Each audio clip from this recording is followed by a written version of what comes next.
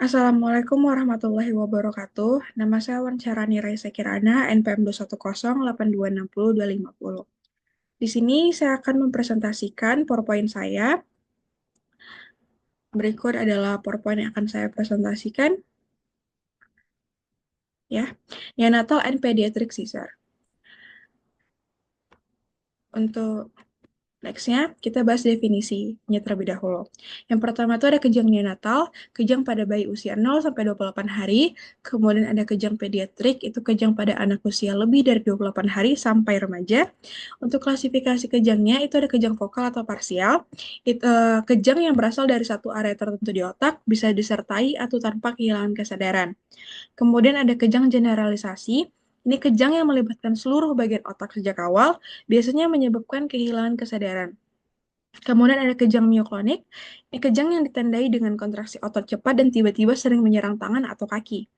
Kemudian ada kejang tonik-klonik. Ini kejang yang terdiri dari dua fase, ada fase tonik atau kaku dan fase klonik, kejang ritmik. Untuk spasme infantil, ini khusus bayi. Biasanya berupa gerakan mendadak seperti menekuk badan ke depan atau meluruskan tangan dan kaki secara tiba-tiba. Untuk etiologi kejang neonatal, itu ada asfiksia perinatal, infeksi, hipoglikemia, hipokalsemia, hipomagnesemia, malformasi otak, kelainan metabolik bawaan.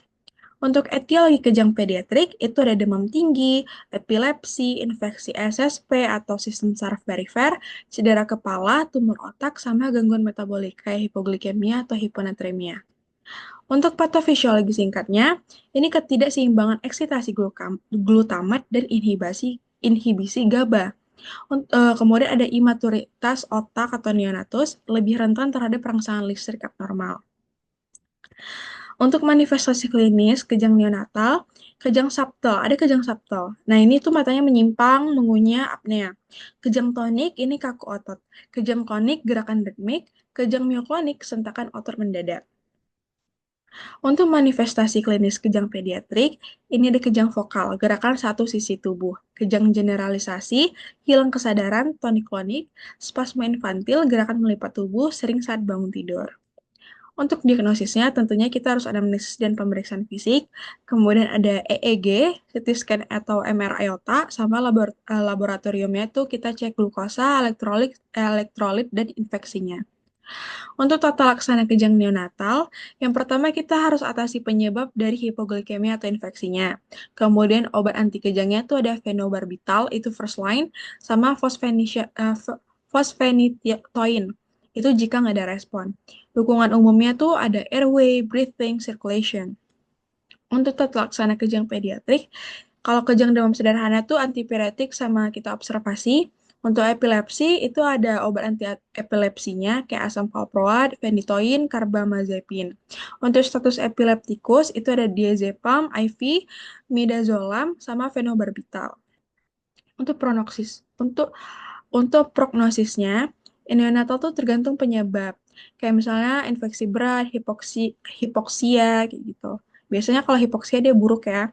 Kemudian ada pediatrik, itu kejang demam sederhana, baik. Uh, Prognosisnya bisa baik ya. Epilepsi tergantung tipe dan respon obat. Untuk kesimpulannya, kejang neonatal dan pediatrik penting untuk cepat dikenali. Diagnosis dan terapi cepat mempengaruhi outcome-nya. Kejang bisa tanda masalah serius, kayak misalnya metabolik, infeksi, atau struktural. Berikut referensi yang saya gunakan. Mungkin sekian dari saya, lebih dan kurangnya saya mohon maaf. Assalamualaikum warahmatullahi wabarakatuh.